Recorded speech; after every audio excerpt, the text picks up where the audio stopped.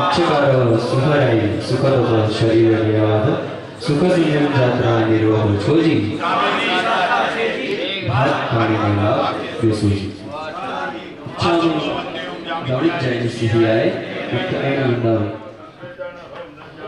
પછી ચાલી રૂપિયા ચાલી માસનો દોડી જાય સિહિયાએ એને અંદાવે ચાલી ડઝન હોગો મારે સંદેશો ઇચ્છા ચાલી માસનો દોડી જાય સિહિયાએ એને અંદાવે ચાલી ડઝન હોગો મારે ઇચ્છા ચાલી માસનો દોડી જાય સિહિયાએ अर्हते यो पन्नगे च सुरेन्द्रे च कौसके नित्यं ध्यायन्ति योगिनं कामदं मोक्षदं चैवं ओंकाराय नमो नमः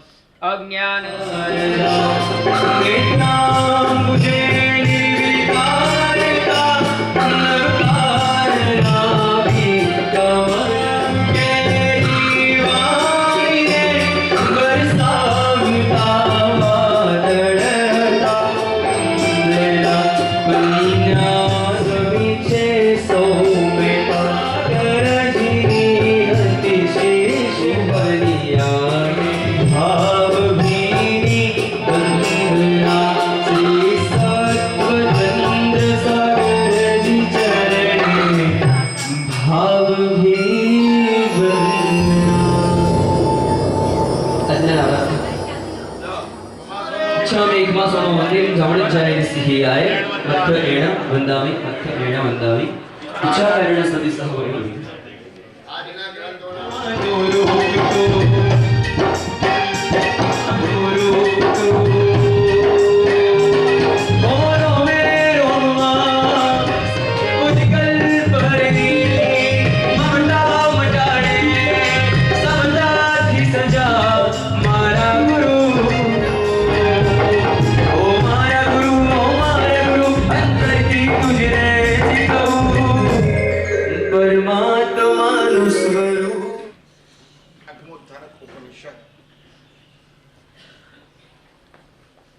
एक अनमोल खजानो है अमरा मन ने प्रभावित करे अमरा वचन ने प्रभावित करे अने अमारी काया अमरा आचारों ने प्रभावित करे एवी मजबूत आगमनी वातो आमा करवा मांगे छे ज्यारे ज्यारे आनी सुक्तिओं ने लईने चिंतन थाय ત્યારે ત્યારે એવો એક એંગલ સ્પર્શે કે જે એંગલ અમારા વિચારોને નવી દિશા આપે અને એવું લાગે છે કે આ મનુષ્ય જીવનની અંદર અમને સાચા રસ્તે જવું હોય તો અમારી વિચાર શુદ્ધિ બહુ મહત્વની જેમ જેમ અમારા વિચારો શુદ્ધ થાય તેમ તેમ અમારા આચારોની અંદર મક્કમતા આવે દ્રઢતા આવે અને અમારા આચારો 100% થઈ જાય બાકી ક્રિયા કાયાથી થતી હોય મન બીજે હોય એટલે ક્રિયા તો થાય પરંતુ એના પર્સન્ટેજ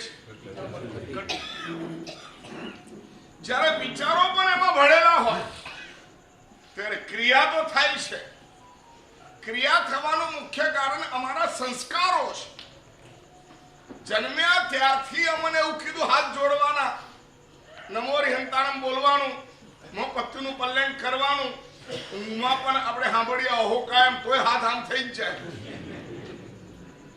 आ शुं छे बाकी हजी सुधी तमने खबर छे खरी के अहो कायम काय एटले हुं बोलो ने કેટલી વાર કરી દીધું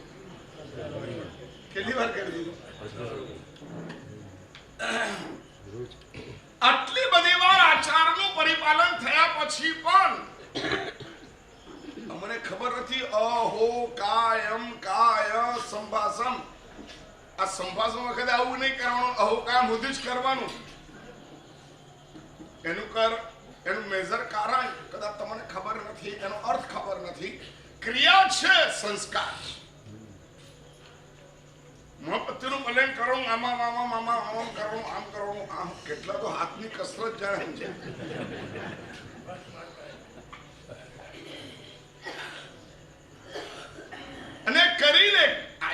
છે અમારી પાસે. સંસ્કારોથી આચાર આવી શકે,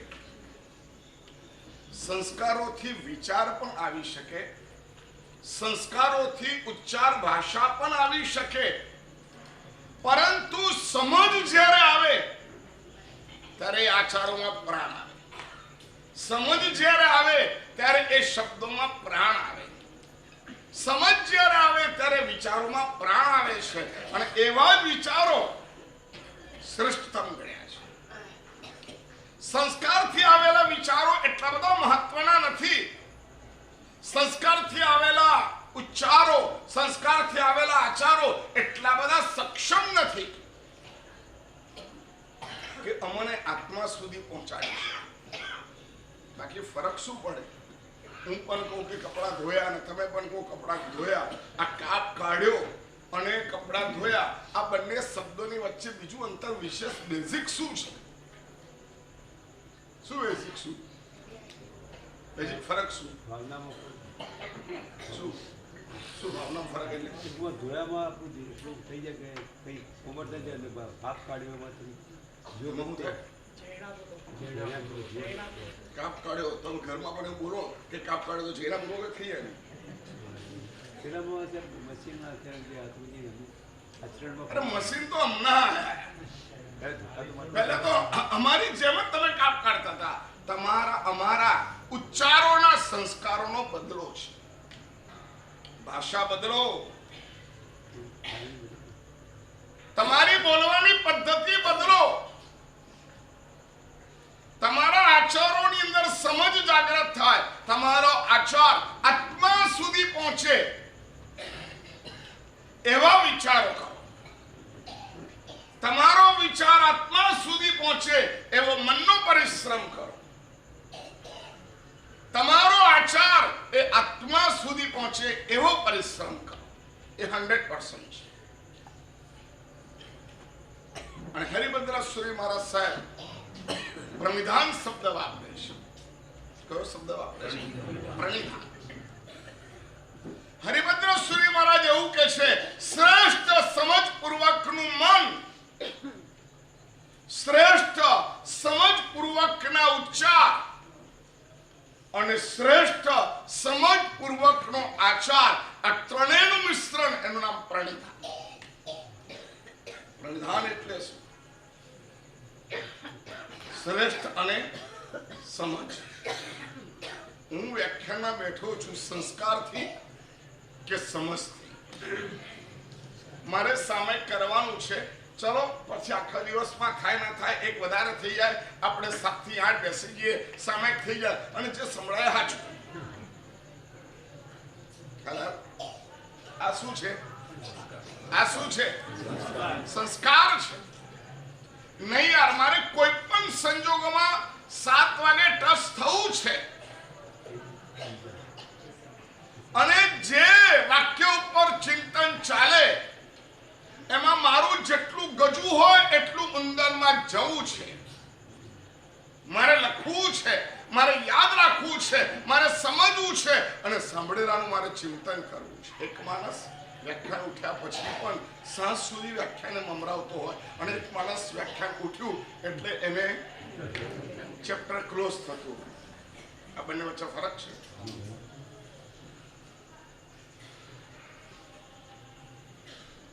પંક્તિઓને સ્મરણમાં રાખવાથી,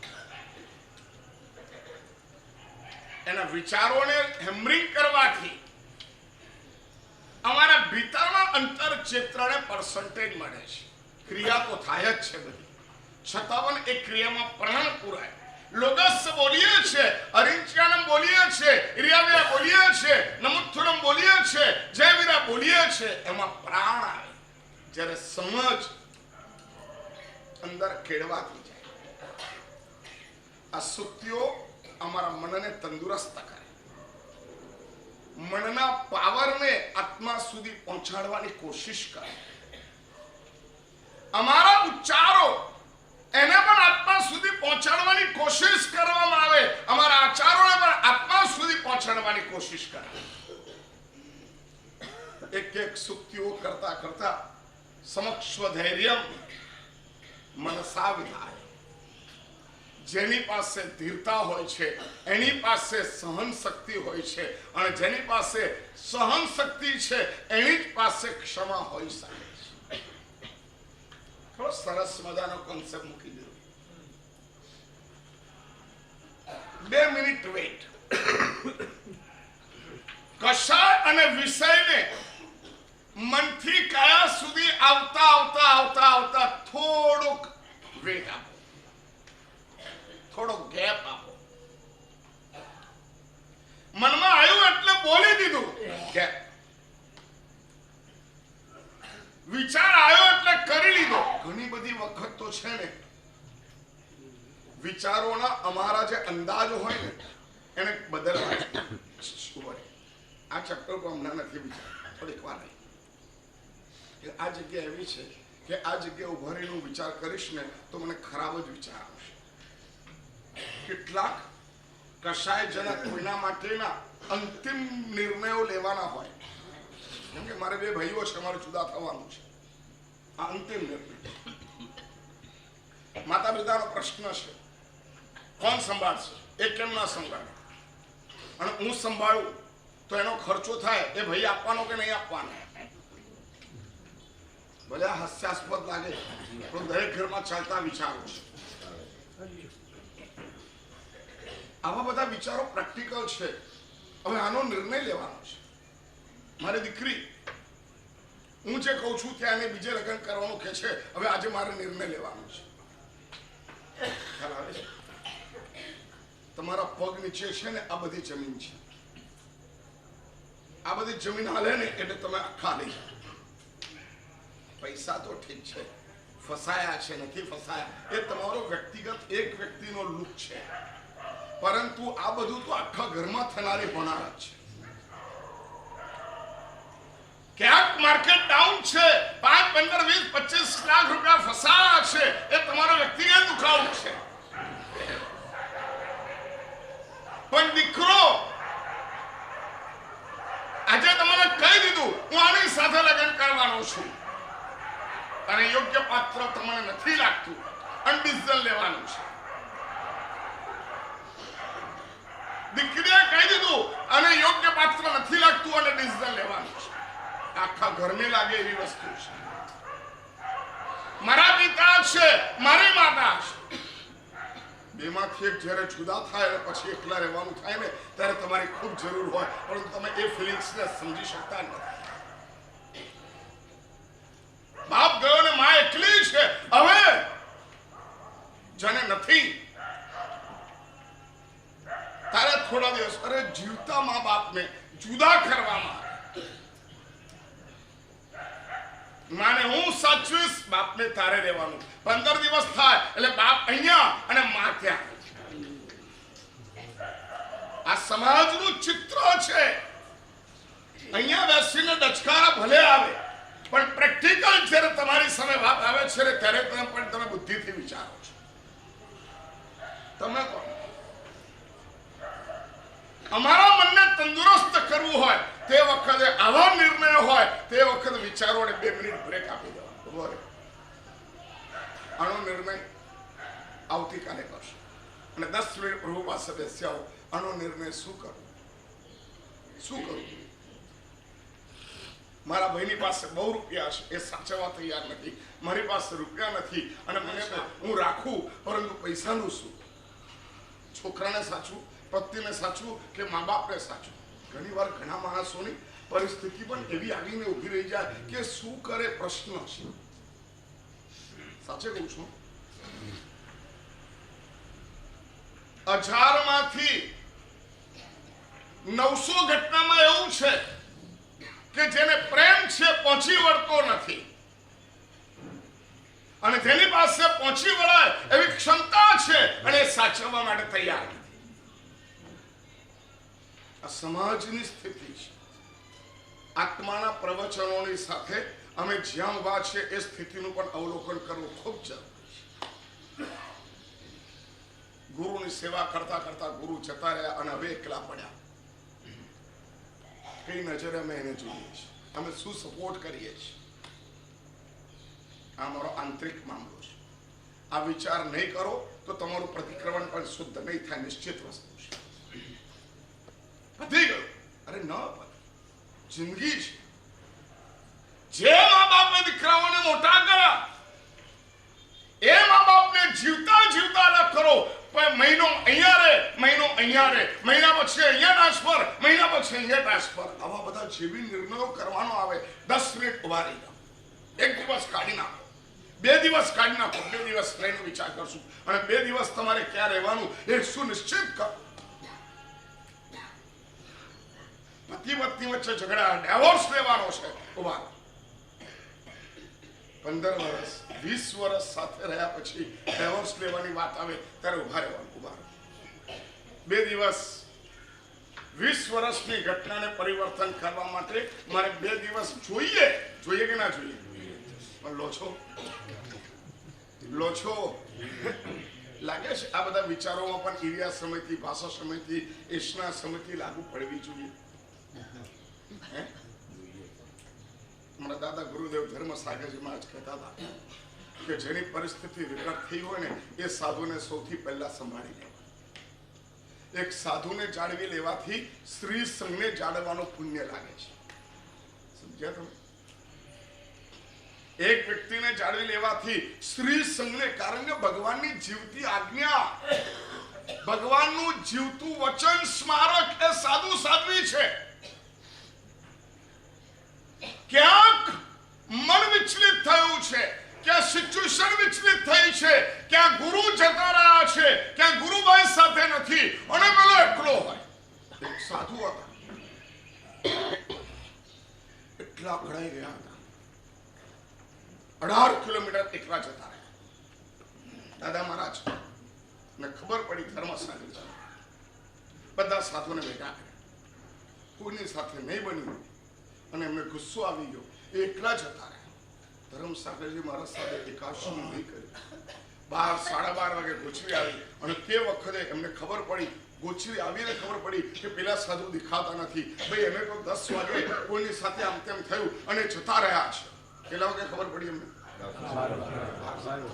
એમને એમ હતું પાત્રા બલિંગ કરે છે, ગોચરી ગયા છે, પાણી ગયા છે, ટાઈમિંગ એ હતો એટલે ખબર જલ્દી ના પડે. વાપરતી વખતે કેમ નથી આ પાત્રા મૂકી રાખે. સાધુને કીધું જાઓ શોધી લો કઈ બાજુ વિહાર કર્યો છે. ગયા, ચિઠ્ઠી લખી અને ત્યાર પછી એમના શિષ્ય ન હતા,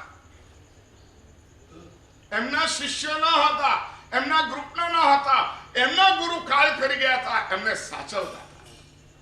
એને ખોટું ન લાગવું, એને ઓછું ના આવવું જોઈએ. આશ્ચર્ય થશે, 3:30-4 વાગે એ આવ્યા ત્યારે એમને વાપર્યું.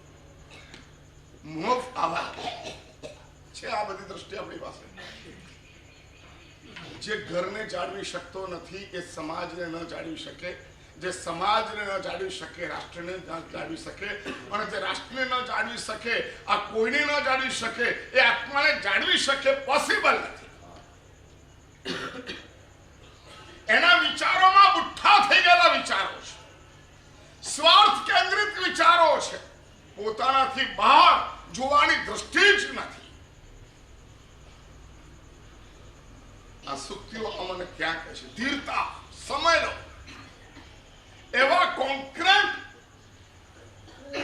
અને તોડી નાખનારા વિચારો હોય ત્યારે તમે સમય લો.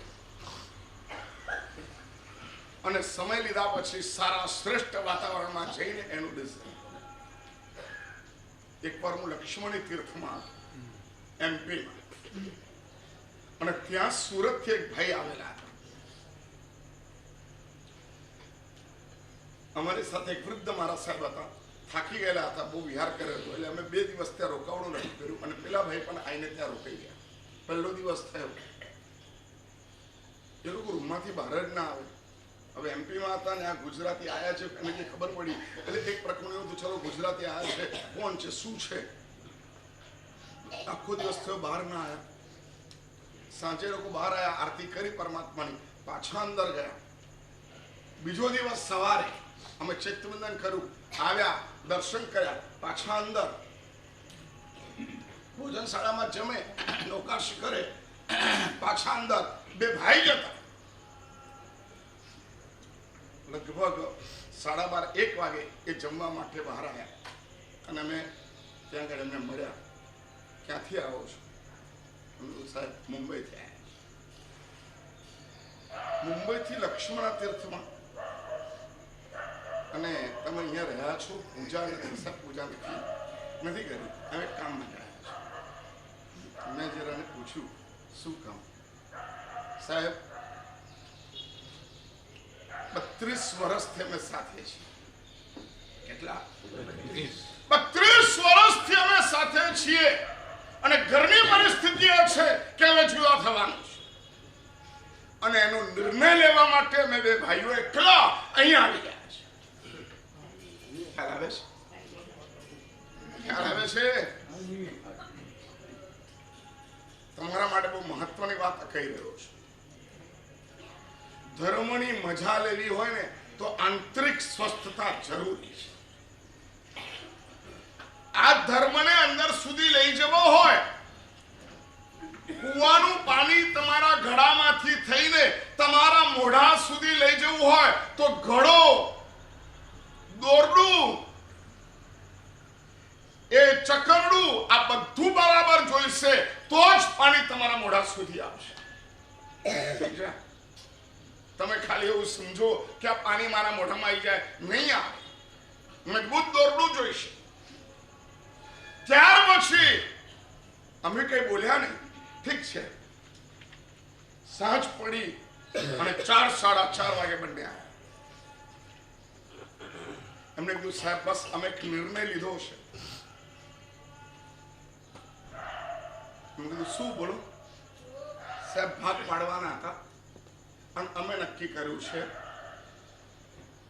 આ નક્કી કરે એને જે જોઈતું હોય લે અને એ કહે છે આને જે જોઈતું હોય તો લે.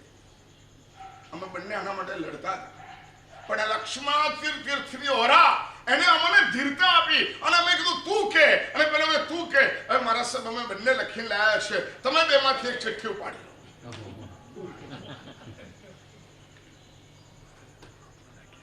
મને એવું લાગ્યું કે આ 2 દિવસના ઔષધ છે. અમને એવું લાગે કે જ્યારે આવા ખટરાગ વચ્ચે તમે સ્વસ્થ બનો એનું નામ ઔષધ છે. બંને જણે આવ્યા ત્યારે અલગ માનસિકતા હતી અને હવે જઈ રહ્યા છે 2 દિવસ પ્રભુ પૂજા વગર. તીર્થની ઉર્જા એ પણ તમારા વિચારોને પરિવર્તિત કરે છે. શ્રવણ બાપને ઉચકીને ચાલતા ચાલતા અચાનક એના વિચારો બદલાય. આવા ટિપિકલ વિચારો નિર્ણયો લેવાના હોય ને તો તીર્થમાં જઈને લેવાના, પ્રભુની પાસે જઈને લેવાના, ગુરુની પાસે જઈને લેવાના. ટિપિકલ વિચાર જે અકળામણ આપે, જે અમારા ઘરને તહસ નહસ કરે, આવા વિચારો વખતે ધીરતા લાવવા માટે તીર્થ ક્ષેત્ર બહુ મહત્વનું છે. અને એમાં પૂજા નહીં થાય તો પણ ચાલશે. તમે સાથે બેસીને ડિસ્કસ કરો. મારા સબબે ચિઠ્ઠી મૂકી છે. છેલ્લે અમે આપની પાસે આવ્યા છે. અમારું ગજું નથી ભાઈ. એક કામ કરો, ચલો પ્રભુની પાસે ત્યાં નાખી દો ચિઠ્ઠી. અને ત્યાં કોઈ અંજાણ વ્યક્તિ હોય, નાની વ્યક્તિ હોય, કુમડી વયનો દીકરો હોય કે દીકરી હોય, એના હાથે ઉપાડી લઈએ. ના સાહેબ આ ઉપાડો, અમને બંનેને તમારું પર થર્સ્ટ છે, તમે ક્યાં મને ઓળખો છો? અને હકીકત ઓળખતો નથી. અમારું આ કામ નથી, આ કામ પ્રભુનું. દેરાસરમાં ગયા અને દેરાસરમાં ગયા પછી પૂજારી એની નાનકડી છોકરી હતી, એને બોલાવીને ચિઠ્ઠી ઉપાડવાનું કીધું. બહુ મજાની વાત કરું છું. અને જ્યારે એ લોકો ત્યાં પહોંચ્યા, બધાએ 7 નૌકાર ગણ્યા, 12 નૌકાર ગણ્યા, પરમાત્માને પ્રાર્થના કરી અને ત્યાર પછી બેબીને કીધું, બેબી આમાંથી લે તો. હવે નાનકડી બેબીએ ચિઠ્ઠી લીધી અને ખબર નહીં એને શું થયું, એ ચિઠ્ઠી લઈને દોડી ગઈ. ચિઠ્ઠી લઈને દોડી ગઈ. પૂછારો અહીંયા તારે લેવાનું નથી, અહીંયા લેવા નથી, અહીંયા લીધી, પરંતુ આપણે દોડી ગઈ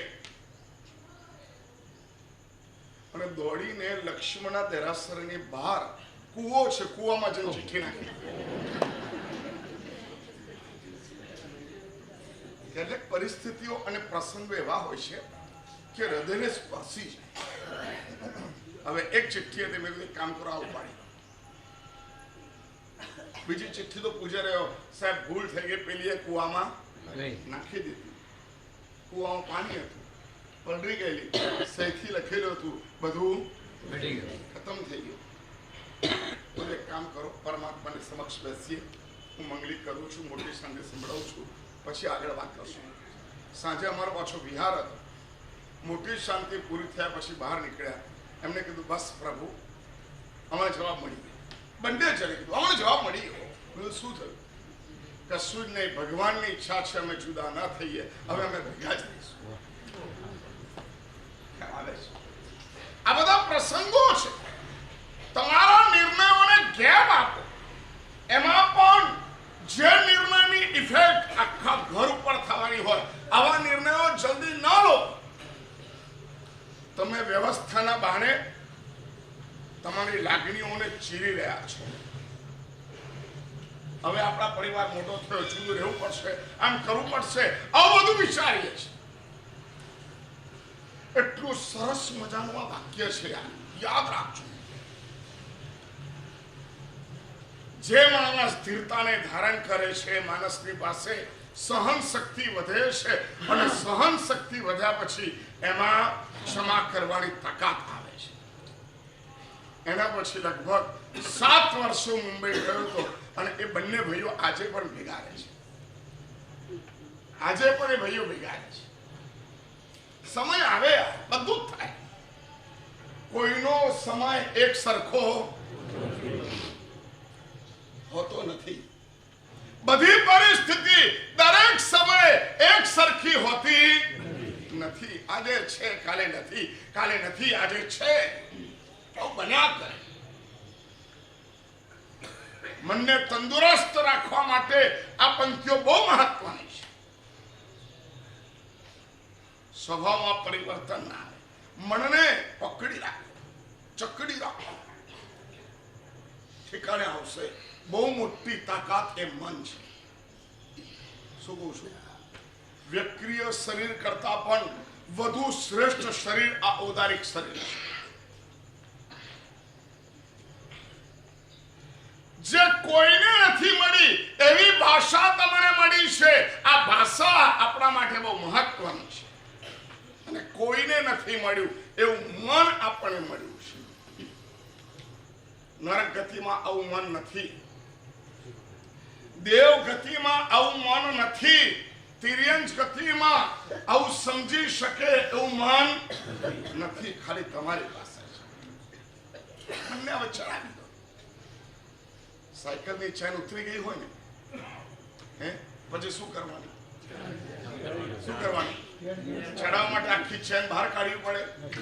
શું કરવું પડે? બોલો, કોને આવડે? બોલો, ચડાવતા. સાયકલની ચેન નથી કરતો, મનની ચેન કહું છું.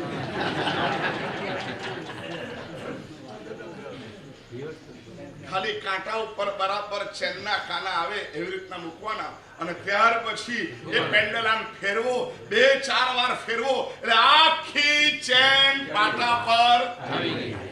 તકલીફ 2-4 વસ્તુમાં જ હોય છે. તમે અંદર ઓબ્ઝર્વ કરો, તકલીફ 2-4 માં જ છે. 2-4 વસ્તુમાં જ પ્રોબ્લેમ, અને 2-4 વસ્તુ અમારા આખા જીવનને ખાઈ જાય.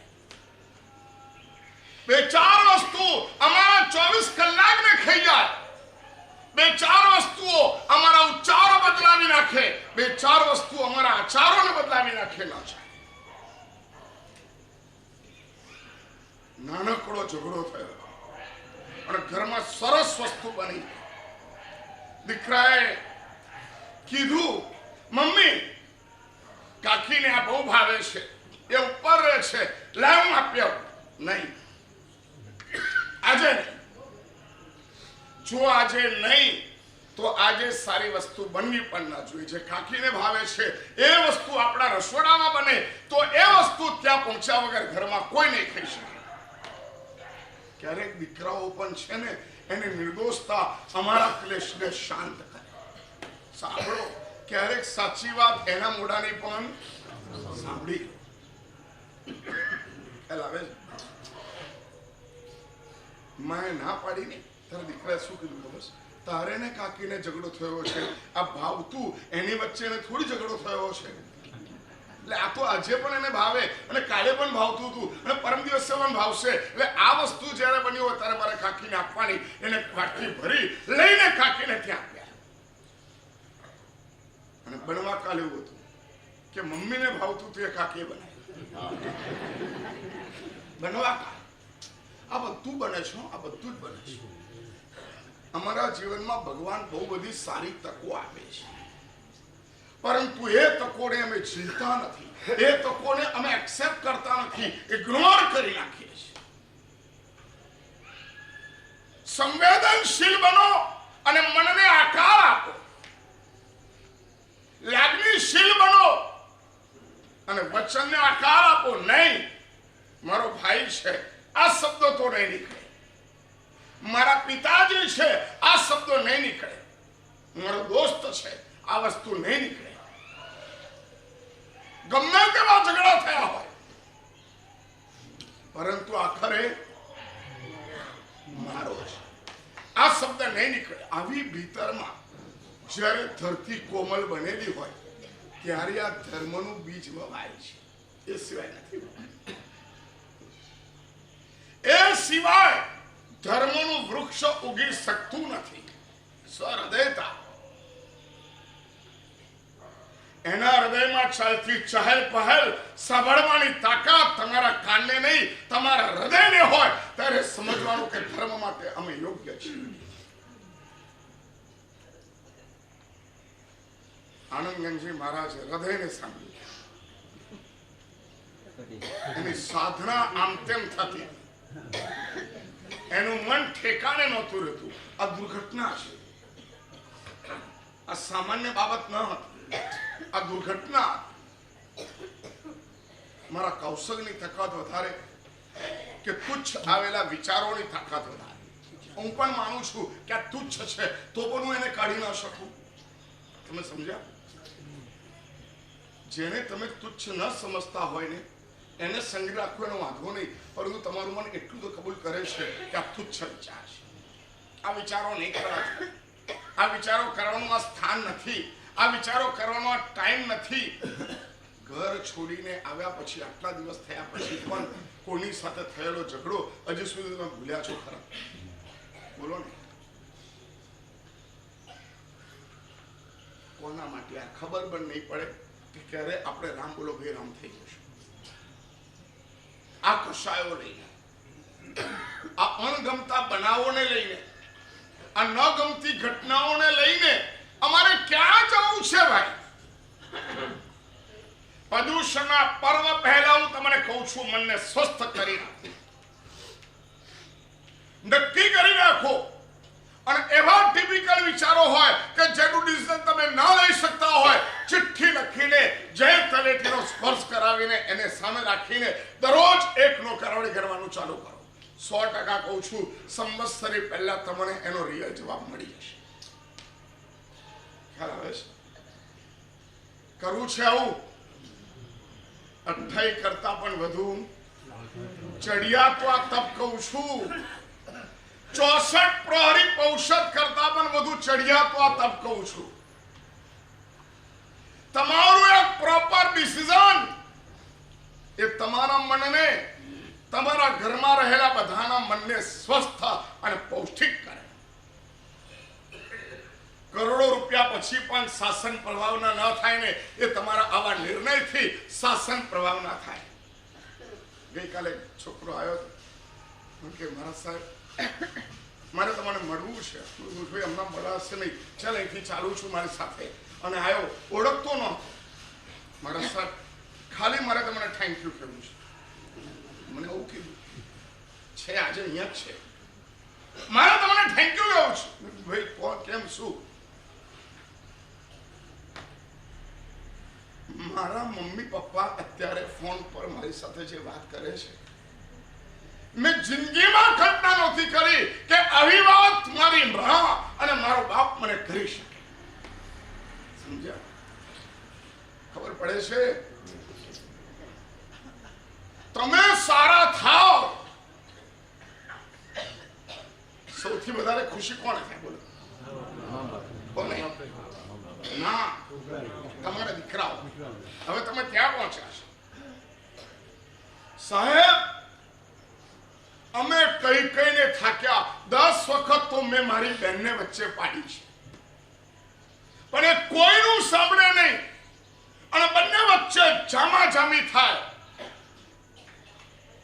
અત્યારે બંને પ્રફુલ્લિત છે, બંને સુખી છે અને મારા પપ્પા મમ્મીને સુખી જોઈને અમે બધા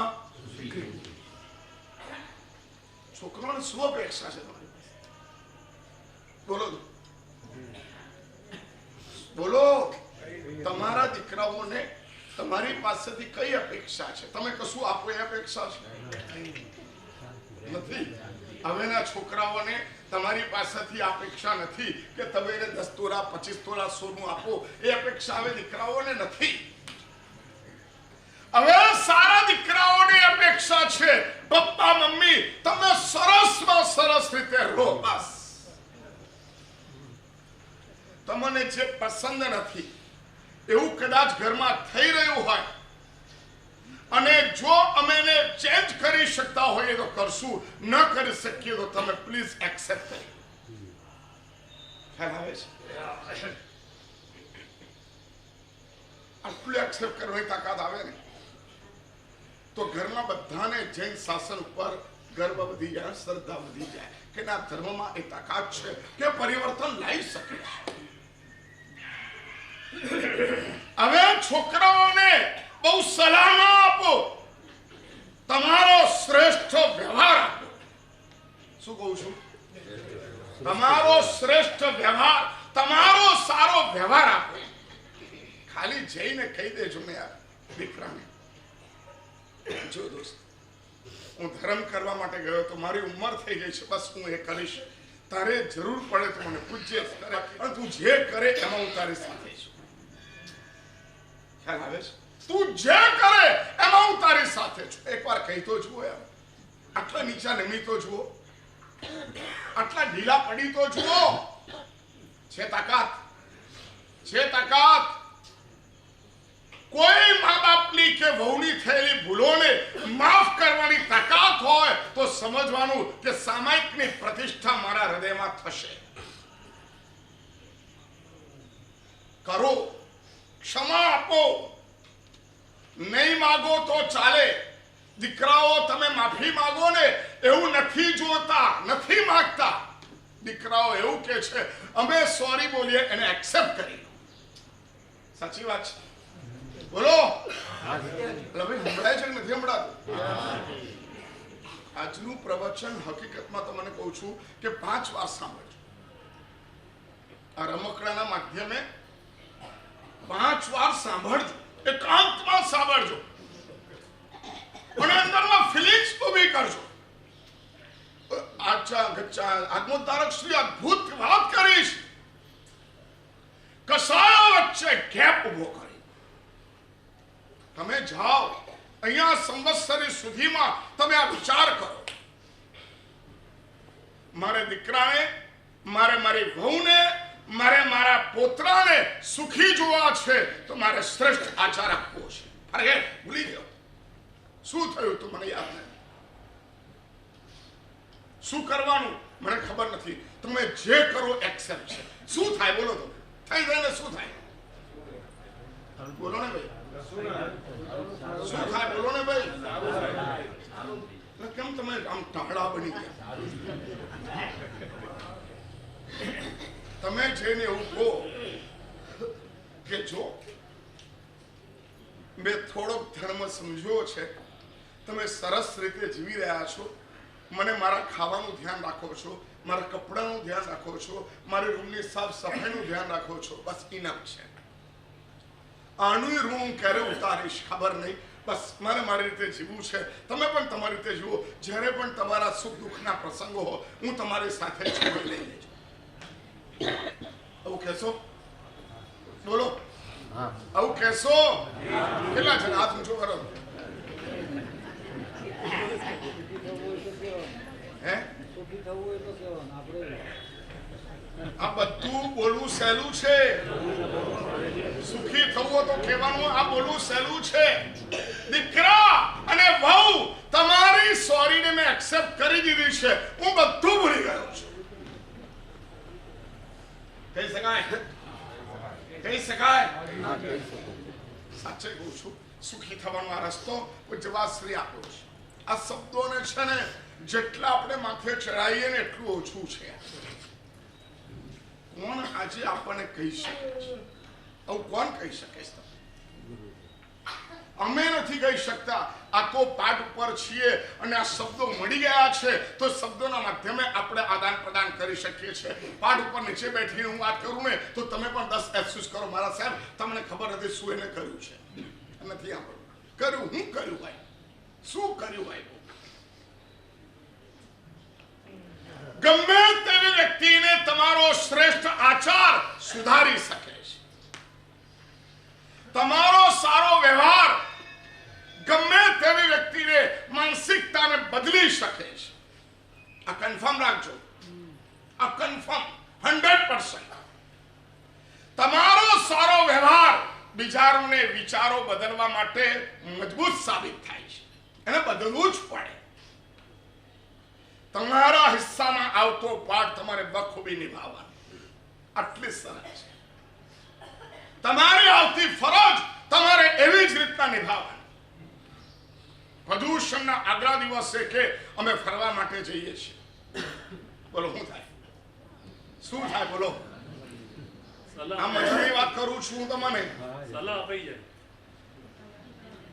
અપાઈ જાય કે આપો?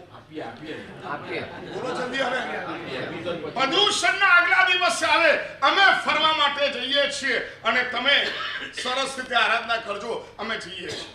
આવું કે તો તમે શું કરો? બોલો.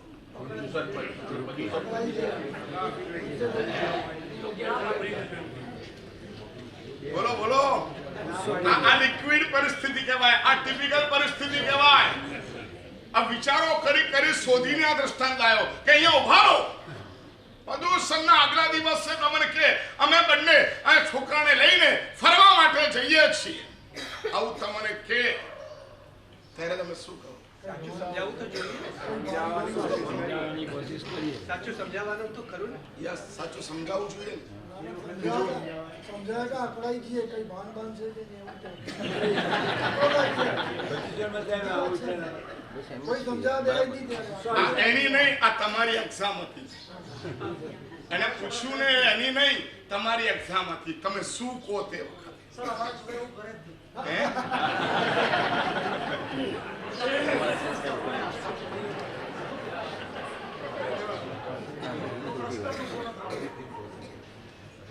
જેમાં આવો પ્રશ્ન હોય એમાં બીજી રીતનો પ્રશ્ન હોય. આના જેવો પ્રશ્ન તો હોય ક્યાંક એ તમને કે હવે ઘરમાં બહુ રહ્યા, ધંધો કરો, હવે જાઓનો ઉપધાન કરી આવો ને એવું કે ત્યારે બોલો કહે ને એવું બને જ નહીં. મને મહેશભાઈ હવે કહી દો ને કે એમને એવું કહેવું જ ન પડે. એની પહેલા મને બતાવી દો, લે મેં ફોર્મ ભરી દીધું છે. હે મારાથી કે તમારાથી?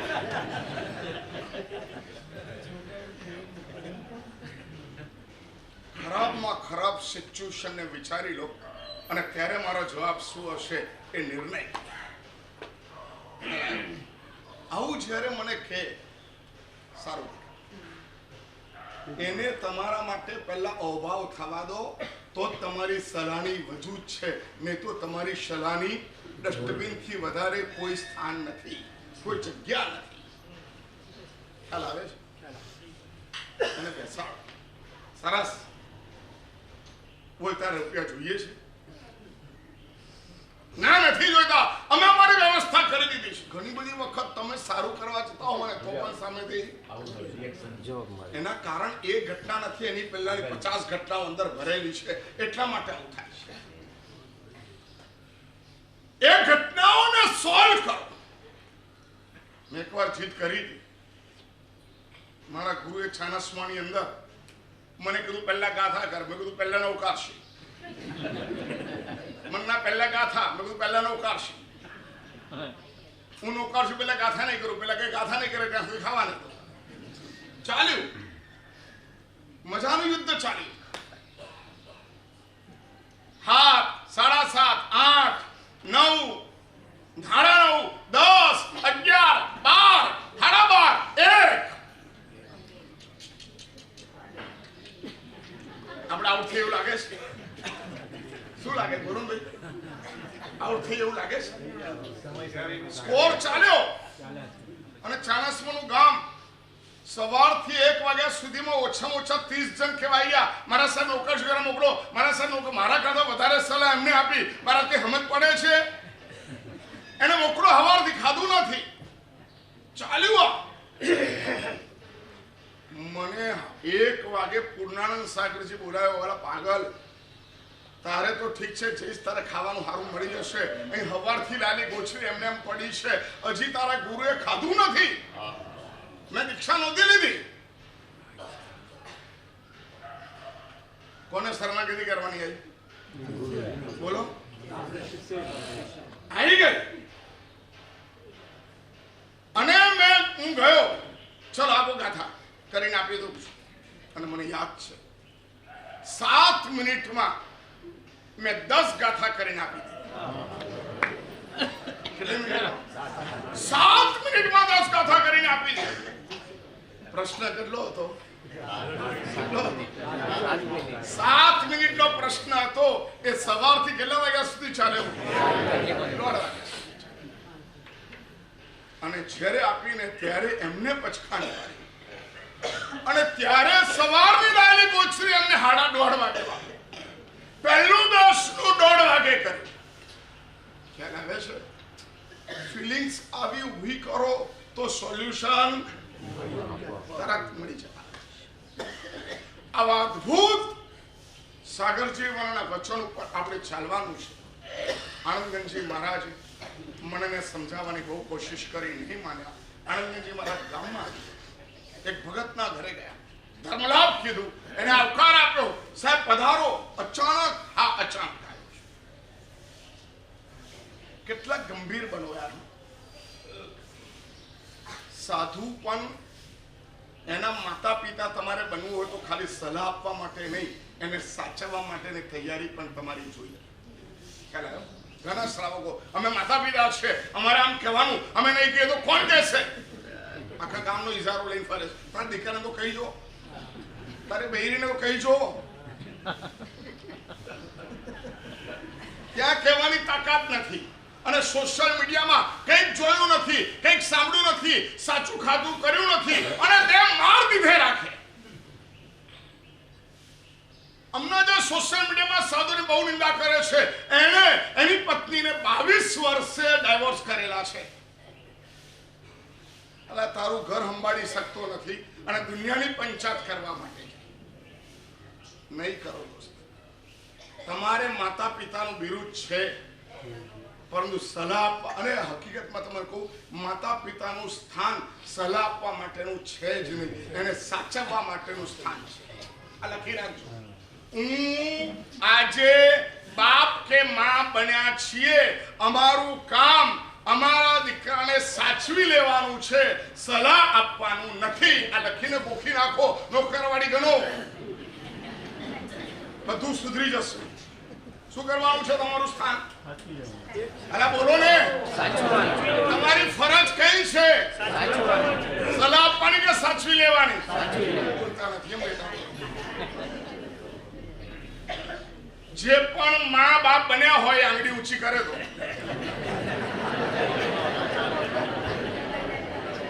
નામ પકડાવું. તમારું સ્થાન કયું છે? કોને? દીકરાને અને દીકરાના સુખને સાચવવાનું જવાબદારી કામ તમારું છે, સલાહ આપવાનું કામ તમારું નથી. સલાહ આપવાનું કામ ગુરુનું છે. તમે જ્યારે એના મનમાંથી આઉટ થાવ છો ને ત્યારે તમારા ગુરુ પણ એના મનમાંથી આઉટ થાય છે.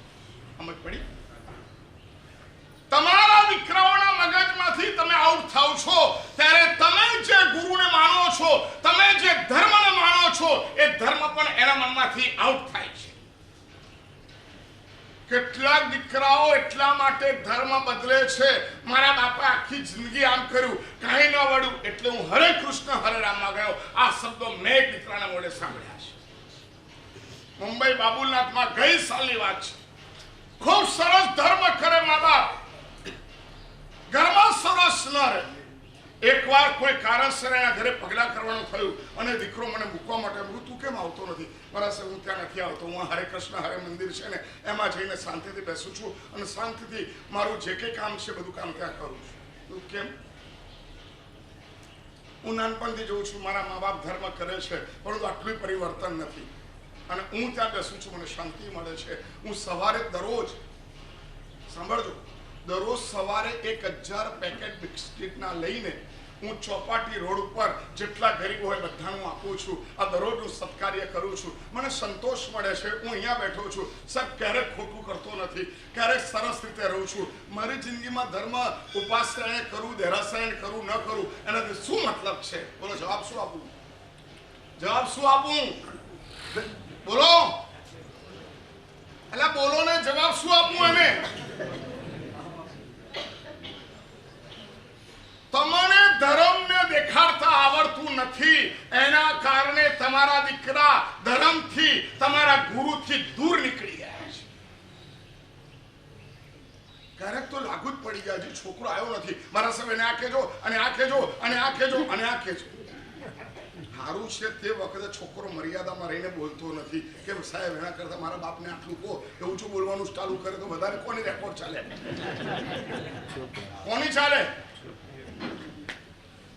એટલા માટે આનંદગંજી ઘરે આવ્યા. ઘર બહુ ગંભીર હતું, ગંભીરતા રાખવી. સાહેબ અંદર અંદર ગયા. પછી એને કીધું એક કામ કરશો? બોલો સાહેબ. આપ અને કામ બોલો ને. કઢી બનાવવાની છે અને ગરમ ગરમ કઢી બનાવવાની છે. સાહેબ આમ તો જોવા જઈએ ને તો ધરતીકંપ થાય. તમારી અપેક્ષા સિવાયનું કદાચ ગુરુ મહારાજ બોલી દે તો સહન થાય ખરું? બોલો ને. તમારા મનમાં જવાબ નક્કી જ છે અને ગુરુ એ જવાબ બોલે તો જ તમારા સાચા ગુરુ. એનાથી વિપરીત બોલે તો ગુરુ પણ. આ રીતનું મન તૈયાર કર્યું છે દોસ્ત. ગુરુના પણ ડિફરન્ટ વચનોને સાંભળી ન શકે એ માણસ પોતાના દીકરાના ડિફરન્ટ વચનને સાંભળી શકે? આ કશે નહીં, બને જ નહીં. સાહેબ અડધો પોણો કલાક હમણાં કઢી બની જશે, થોડી વધારે ક્વોન્ટિટીમાં બનાવજો. આનંદગંજી મહારાજ આવું કે મેં કીધું સાહેબ કઈ વાંધો નહીં. હું અંદર જતા રહ્યા. સાહેબ બેસી ગયા ધ્યાનમાં. આ બાજુ કઢી બની ગઈ. જેમ જેમ કઢી બની એમ સ્મેલ આવવા માંડી, એને મોઢામાં પાણી આવવા માંડ્યું. પહેલા તો રસોઈ બની હોય ને બાજુમાં ખબર પડે અહીંયા શીરો બન્યો છે, અહીંયા થેપલા બને છે, અહીંયા ભજીયા તળાય છે, અહીંયા કઢી બની રહી છે, અહીં તો મોટું 200 માણસનું રસોડું ચાલે તો સ્મેલ ના આવે.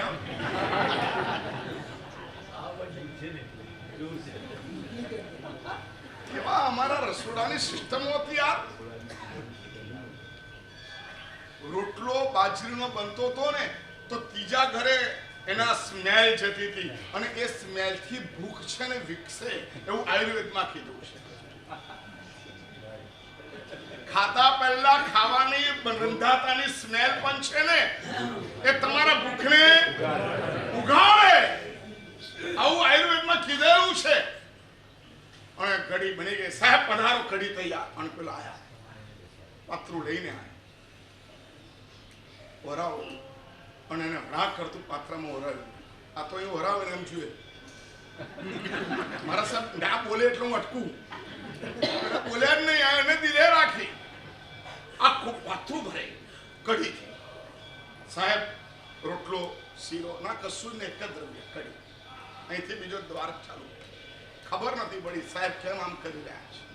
ઘણી બધી વખત ઘણી બધી સિચ્યુએશન તમે ઉકેલી શકો એવું ન હોય, અને આપણે ન ઉકેલી શકીએ એટલે ભાષા ખોટી છે એવું ન મનાય. સાચે કહું છું, બહુ પ્રેમથી કહું છું, હું આમાંથી બહુ ગુજર્યો છું. એક વિદ્રોહ ભાવનાને લઈને પણ મેં કેટલાક વર્ષો કાઢ્યા છે.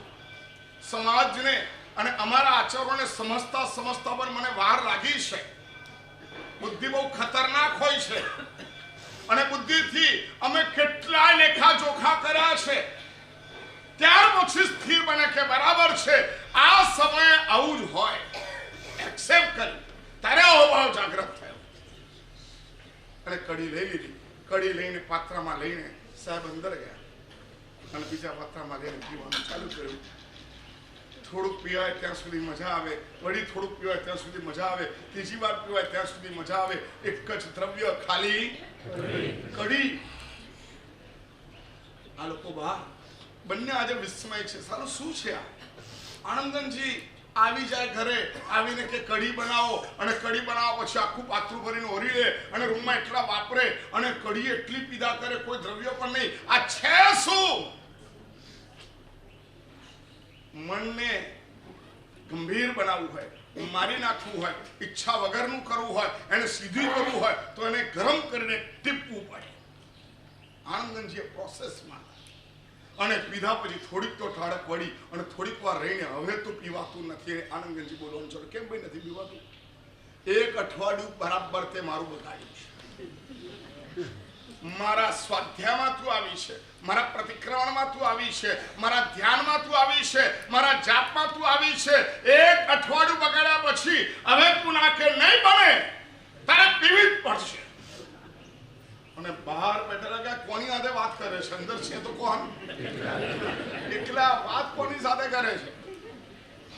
એકવાર હું એક મહાત્મા હતા, મારા સુશીલ સાગરજી મહારાજ, એમની સાથે પ્રતિક્રમણ કરતો હતો. ચાલુ પ્રતિક્રમણ એમને ફટાફટ તો હાથ ઊંચો કર્યો અને ધાડ ધાડ ધાડ ધાડ ધાડ ધાડ પોતાના ગાળ પર મારવા માંડ્યા. હું તો એકદમ ગભરાઈ ગયો. શું થયું? હું ગાયું કે હું આત્મા આત્મા ગભરાઈ ગયો. ફાટ ફાટ ફાટ ફાટ ફાટ માર્યા. હું અટકી પડ્યો. તું બોલ. અરે મેં કીધું હું બોલાય? ઉંમર આપણી નાની અને આ ઘરના મહારાજ, અને ફટાફટ ગાલ ઉપર લાફા મારી દીધા. લાલ ચોર થઈ ગયો, જોરથી, ધીરે પણ નહીં. બધું સાહેબ પણ કઈ નહીં, તું તારું ચાલુ કર. પાછું ચાલુ કરીને એને હાથ જોડ્યા. કાઉસર બાઉસર બધું પતી ગયું, પ્રતિક્રમણ પૂરું થયું. બધું મહારાજ આ શું છે? અરે યાર, મનને બે વાર ચાર વાર ના પાડી, આ નથી જવાનું, નહીં જવાનું, અહીંયા પ્રતિક્રમણ મારે નહીં જવાનું, પ્રતિક્રમણ માને નહીં એટલે લાફા મારી દીધા. સાચી વાત, બનેલી વાત, મારી આંખ સામે હજી ચિત્ર છે. એને જિંદગીમાં પેન નથી વાપરી. પેન્સિલ થી વધારે કઈ વાપરવાનું નહીં. એક કામડી ઓછામાં ઓછી 9 વર્ષ ચલાવવાની. ઉપકરણ વિશેષ એક પણ નહીં વાપરવાનું. કેવા નિયમો સાથે એમને જિંદગી ગુજારી યાર. અને એમને દરરોજ મન ઠેકાણે ના આવે એટલે શું કરવાનું? લાફા મારવાના. કોને? ગાલને. અને ઠેકાણે કોણ આવે? મન આવી જાય. પ્રતિક્રમણમાં મન બીજે જાય તો લાફો મારતા હાથ ઉપડે. એટલે ખબર છે ખરું કે મન કેટલી વાર બહાર ગયું? આનંદનજી એકલા બોલવા માંડ્યા અને ધીરે રહીને જોયું આ કરતી ઉલટી થઈ. અને એ ઉલટી થઈને આ લોકો, સાહેબ કઈ નહીં તમે બહાર જાઓ, આ તો મારીને મન વચ્ચેની લડાઈ છે, તમે આમાં વચ્ચે નહીં પડતા. અને એ ઉલટી એમને વળી પાછી પાત્રમાં લઈ લીધી. અને ત્યાર પછી આ એ જ કડી છે જે તે મારું અઠવાડિયું બગાડ્યું ને, એ જ કડી છે. પાછી એ પીવી જ પડશે તારે. અને ઉલટી થયેલી એ કડી પાછી પીવા મળે એવી હાલત થાય. પરંતુ એ છેલ્લો દિવસ, એના પછી આનંદનજી મહારાજની સાધનામાં વચ્ચે મન ક્યારે પણ હારી પતી જતું. હવે હું તમને નહીં છોડું. આટલી મોટી કડવી સજા મારાથી સહન થાય નહીં. આટલી સરસ મજાની વાત અને ત્યાર પછીની વાત પ્રભુએ કરી કે પ્રભુ તમારા શાસનમાં ક્યારે પણ કોઈ વાત અવિરોધી આવતી નથી. આજની પંક્તિ આપણે લઈએ. ચલો જલ્દી. આત્મા રામ તયા શ્લિષ્ટમ ધર્મમ કોપી ન બાધતે આત્મા કોપી ન બાધતે આત્મા રામ તયા શ્લિષ્ટમ ધર્મમ કોપી ન બાધતે આત્મામાં સ્થિર થયેલાને ધર્મને કોઈ રોકી શકતું નથી. આત્મામાં સ્થિર થયેલા ધર્મને કોઈ રોકી શકતું નથી. આત્માને સ્થિર કરવાની વાત આ છે અને એમાં આપણે સૌ આગળ વધીએ. આપણે જેમ જેમ સહન કરતા જઈશું તેમ તેમ સ્થિર થતા જઈશું અને સ્થિર થયેલા માણસની અંદર જે ધર્મ ઉગે છે ને એ ધર્મને કોઈ પણ ઘટના રોકી શકતી નથી. બસ અમે આવા ધર્મી બનીએ કે કોઈ પણ પ્રસંગ અમારા ધર્મને રોકી શકે નહીં અને આવી રીતના અમારું જીવન આગળ વધે. આજે બરાબર 9 વાગે વળી પાછા આપણે ક્યાં જવાનું છે? આજે પ્રભુની જન્મ વધાઈ છે પ્રિયમતા દાસી દ્વારા અને ત્યાર પછી ફૈયારું, નામકરણ, પાછળાગમન, ત્યાર પછી પરમાત્માનું મામેરું, ત્યાર પછી લગ્ન, રાજ્યાભિષેક અને નવલોકાંતિક દેવોની વિનંતી. લગભગ 12-12 સુધીમાં આ આખો પ્રસંગ આપણે જોઈશું. તમામ વ્યક્તિ બીજું બધું ગૌણ કરીને કલ્યાણક ઉત્સવની અંદર બરાબર આવવા માટેનો પ્રયાસ કરો. અને ટોટલ માહોલને જોઈને પેઢીમાં પણ ઘણું બધું મોટું પરિવર્તન આવ્યું છે. ઘણા બધા સારા કાર્યો માટે એ લોકોને જોર મળ્યું છે. તો ખાસ આજે પણ ટાઈમસર કેટલા વાગે? 9 વાગે તૈયાર થઈને બરાબર આવી જવા માટેનો પ્રયાસ કરજો. અને ત્યાર પછી આપણે કલ્યાણકના માધ્યમે આવતીકાલે શું છે? દીક્ષા કલ્યાણકનો વરઘોડો છે, રથયાત્રા છે, દીક્ષા કલ્યાણક છે. પેઢીમાંથી એટલે ગામમાંથી પ્રારંભ થશે અને અહીંયા ઉતરશે અને ત્યાર પછી દીક્ષા કલ્યાણકનું કાર્ય થશે.